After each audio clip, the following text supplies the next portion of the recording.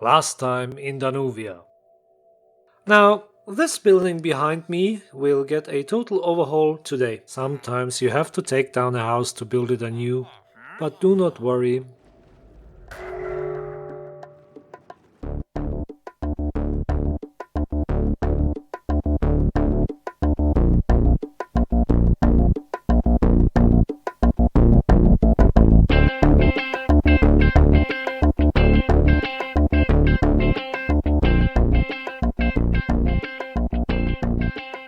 Greetings! It is my privilege to bid you a warm welcome here in Danuvia.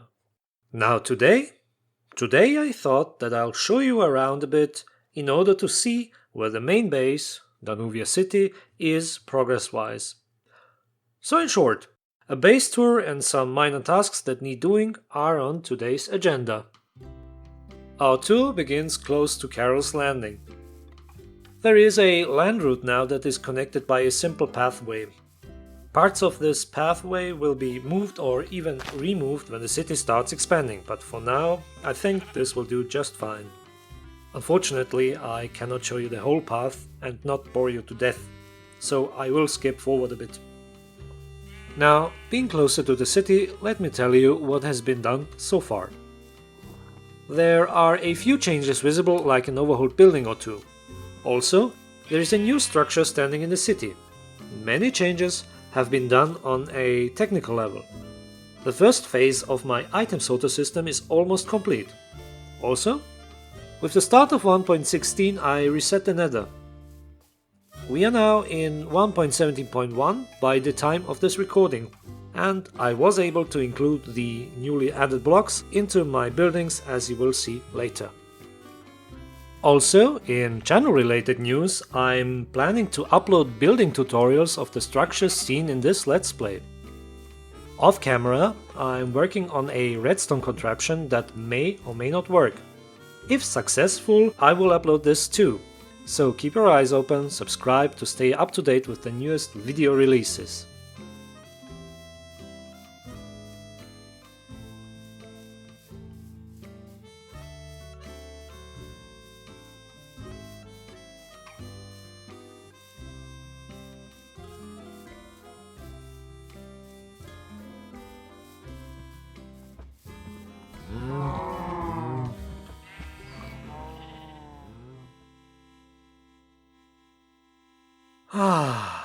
Danuvia City.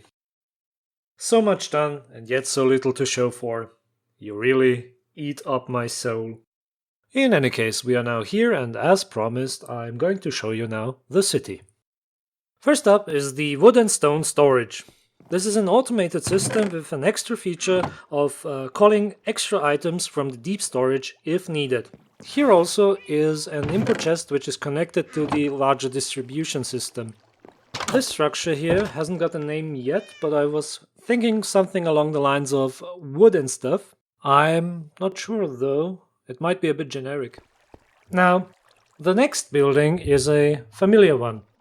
It is the starter base or mining camp, which has got the most drastic or dramatic facelift of all the buildings.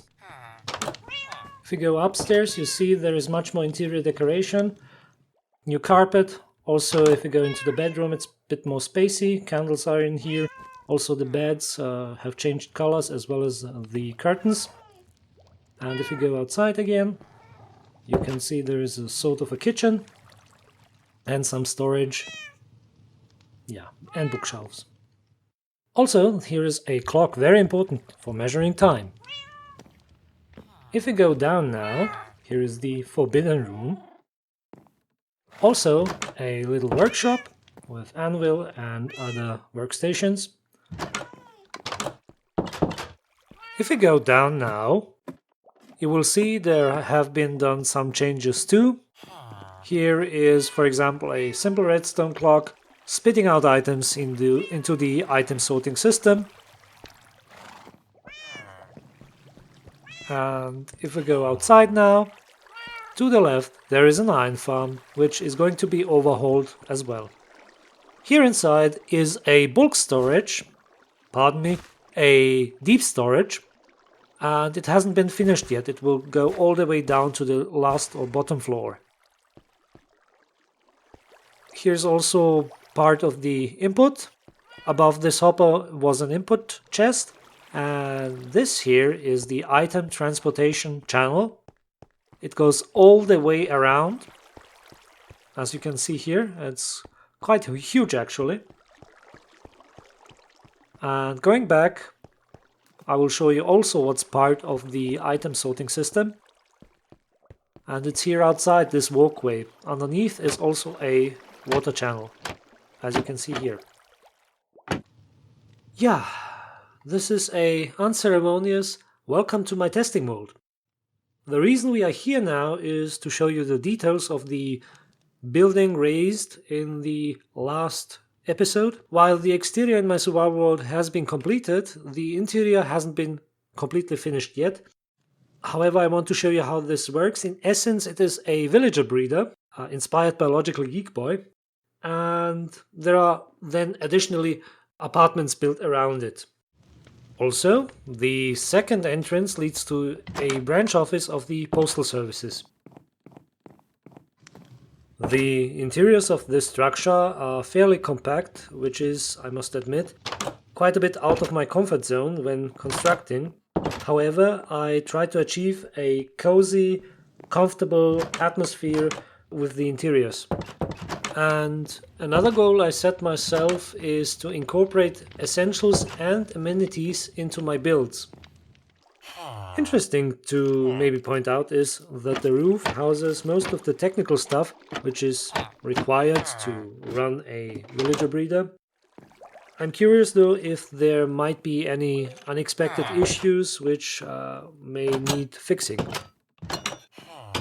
And we are back again in Danuvia, and as you can see here, this room is still empty and needs decorating. So, the buildings in this street have been properly toured now, I hope.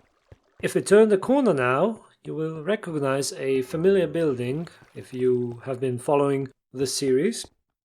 It is the Department of Education and Work, and also there is a branch office of the City Archives. Let us start at the top. The plan is to transform this room into a library.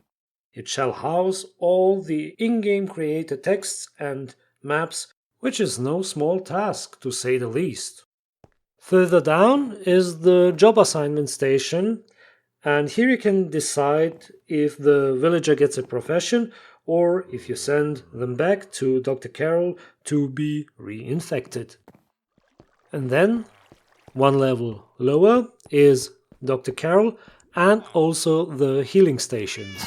Let me show you how it works. Yeah, I know that one was cheesy. Anyway, here we go.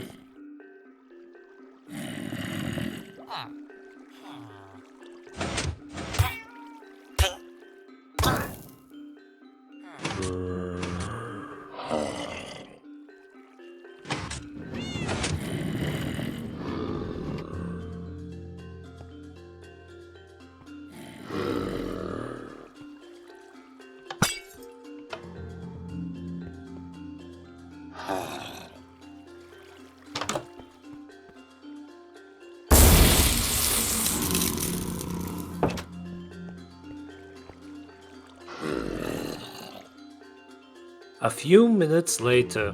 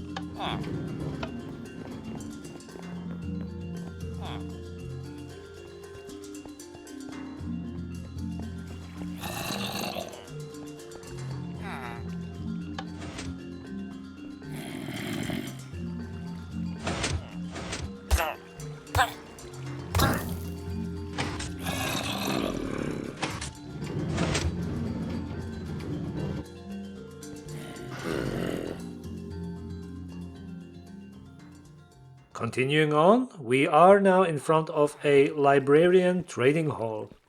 To the right here is an item filter for all the things I might need so that I can trade with the villagers. Alright, let's go through here and then upstairs. As you can see, a rudimentary trading hall to be completed soon. The next building I won't show because I did a tour of this structure recently, so let's skip ahead and look at the newest structural addition, the Nether Portal. As you can see, this structure is obviously MMORPG inspired, and hopefully soon I will upload a construction tutorial of this Nether Portal. So this is basically it for the tour now. There are a few projects already lined up and I hope to show you one of them soon. So, I have decided to change the iron farm into a more compact form. For this I need a few things.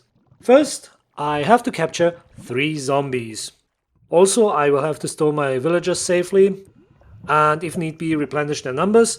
And then also I need to tear down the old farm and replace it with the new farm.